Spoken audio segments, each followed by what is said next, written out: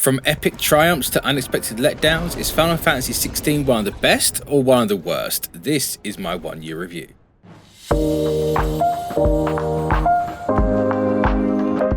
Just a quick heads up, this video does contain spoilers, so right, let's get into it.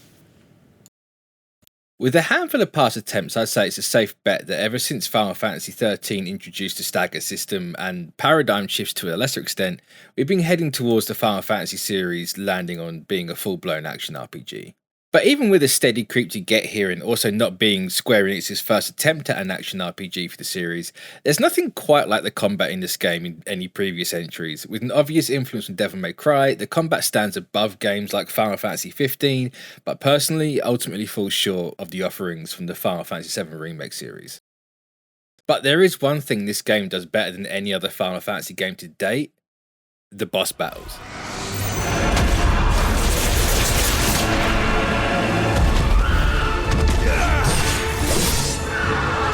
These take on the form of giant kaiju fights. For all of them, you're controlling Ifrit, who has his own combos and abilities to learn.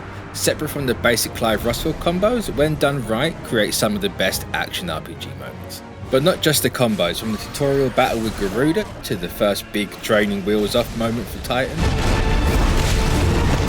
to the upper atmosphere battle with Bahamut, or the one-on-one skill check with Odin. These fights are some of the biggest spectacles you'll see in any game in the modern era, and honestly I don't see right now how these are topped, at least in the Final Fantasy series. The biggest drawback, however, of the combat in Final Fantasy XVI is the lack of a controllable party, and experiencing the offering that Remake and Rebirth has given us, it highlights this issue even more a year on from the original release of Final Fantasy XVI. As for me, I'd be more than happy with the Rebirth style of combat being the standard going forward, and the franchise keeping that iconic strategy element, plus a real-time action with a full party opening up the combat, to allow some absolutely broken combos, rather than losing that completely in favour of flashy visuals alone. That's not to say the combat in Final Fantasy XVI is bad, far from it, as the different icon abilities all have their own unique feel and unique offerings to the approach to combat throughout the game. However, for all the heavy lifting the combat does in this game, it does come at a cost of the traditional RPG elements.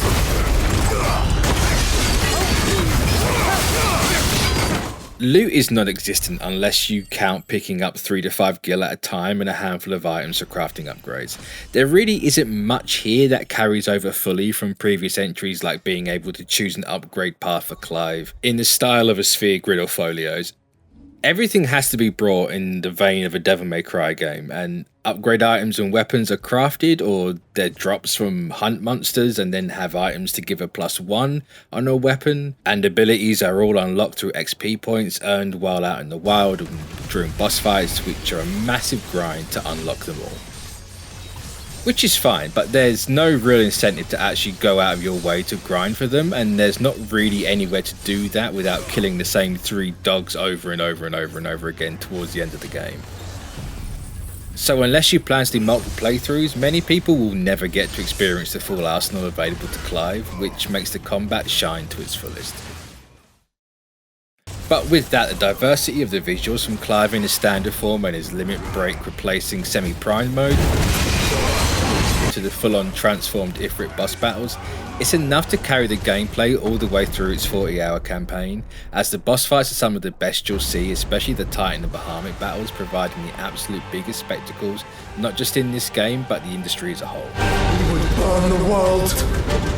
So whether you want to show off using 6 different icon abilities at once, or simply using Dancing Steel and Zatsetskin to speed run through the game, that's entirely your choice.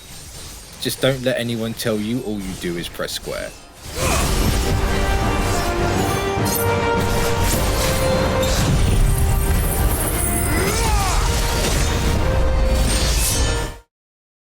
Final Fantasy XVI before release was compared a lot to Game of Thrones, but in all actuality is another step down the road that Final Fantasy XIV started paving with its return to the high fantasy after years of a sci-fi focus for the series.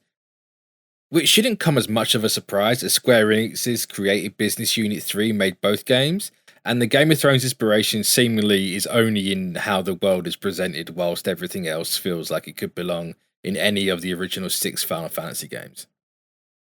The main campaign of Final Fantasy XVI will last you roughly 40 hours, with side quests bumping that up to about 60, and a completionist run anywhere between 80 and 100 hours. There's a lot to chew on here, both good and bad.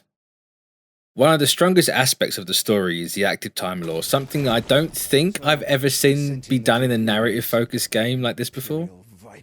With the push of a button during a cutscene, the game is automatically paused and you're shown essentially an in-game wiki page and a catch-up for characters, phrases, and the history of Valisthea that are all relevant to the exact moment you are in. But while the world of Valisthea is rich in history and storytelling, it's not without its pitfalls.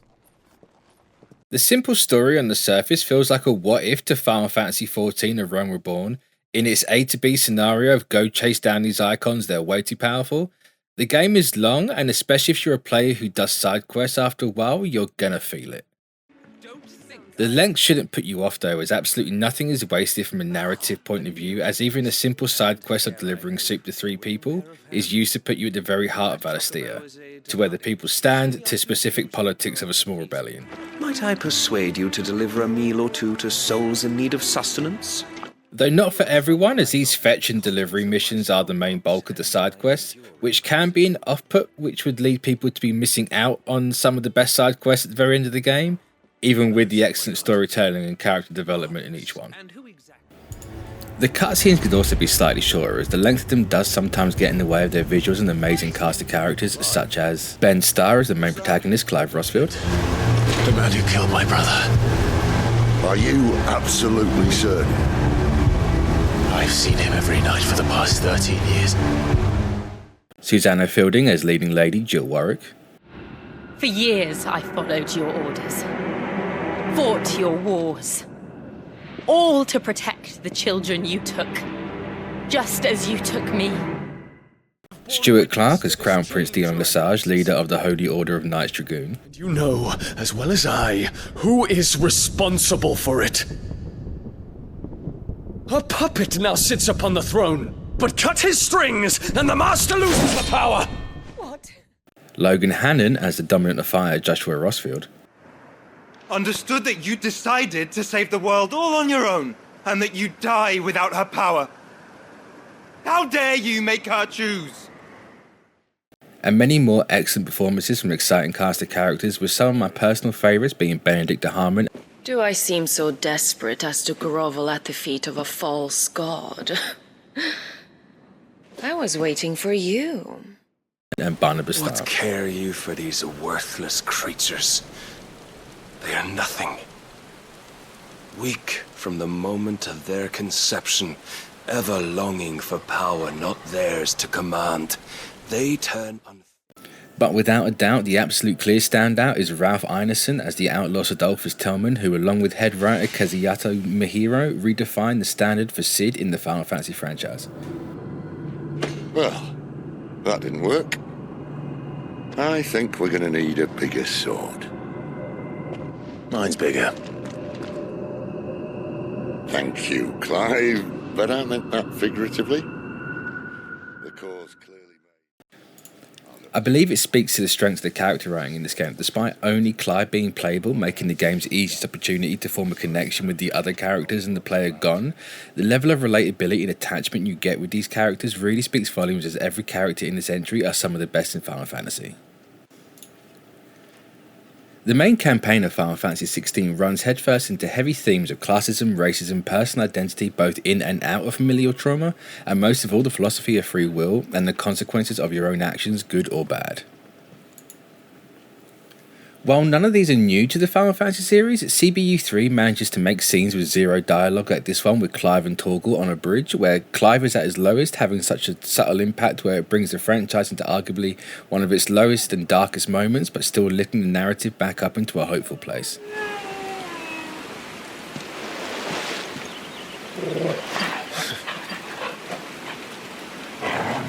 What is it, boy? But Absolutely, Final Fantasy XVI's biggest strength is how fleshed out the world is. Thanks to its literal encyclopedia, you'll never fall short of knowing who all the ruling kings and queens are, their history, their religions, their motives and ideals, and the active time lore is something that needs to be the standard going forward, as it stands to keep you up to date and in the know of everything you've seen in the game so far, with even an overwhelming amount of detail and nuance. Focus all efforts on extinguishing the fires around the capital. The city can wait. No one can talk about a Final Fantasy game without talking about the music and visuals, as well as the 3 Cs, Sid, Crystals and Chocobos. A Final Fantasy game isn't a Final Fantasy game without an industry-leading soundtrack and graphics. The graphics in this game are stunning, with breathtaking wide linear style maps that are the standard for Final Fantasy and spectacle-focused boss fights. There are near zero complaints on this front, with the only drawback being an inconsistent frame rate, which is entirely dependent on how much stock you put into performances of games. If you're someone who can't tell the difference, you'll be more than happy with the 4K 30fps mode. For those like myself that value a higher frame rate, a slightly blurry performance mode on PlayStation is here yet again, and is seemingly becoming the new normal for these AAA games on modern consoles. The music though, oh my god.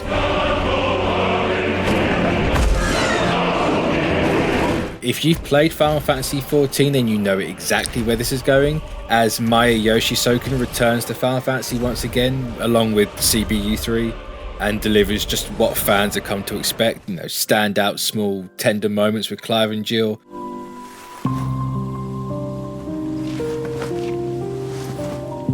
Restful moments out in the wild in the hideaway.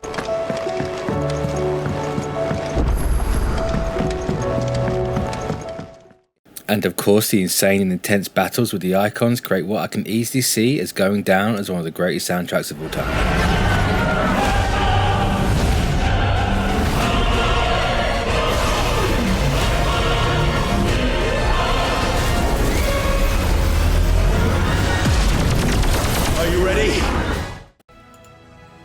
I think it's fair to say that at this point Final Fantasy as a series has moved into full-blown action RPG and away from the standard ATB turn-based system of old.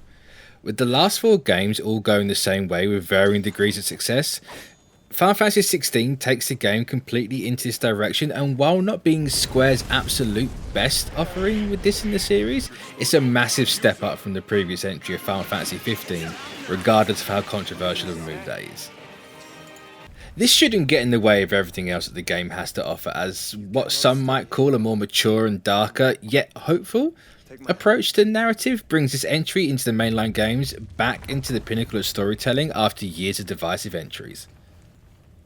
Final Fantasy XVI feels like an opera meets dark fantasy meets high-octane anime with its cast of relatable and incredibly written main characters. Though some like Jill don't get as much time to shine as they should, the impact they have on the campaign can't be overlooked.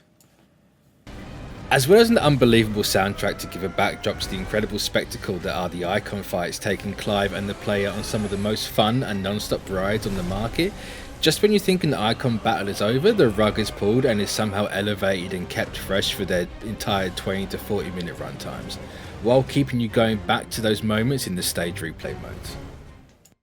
It was Moss the Chronicler who said, "The land of Valisthea is blessed in the light of the Mother Crystals."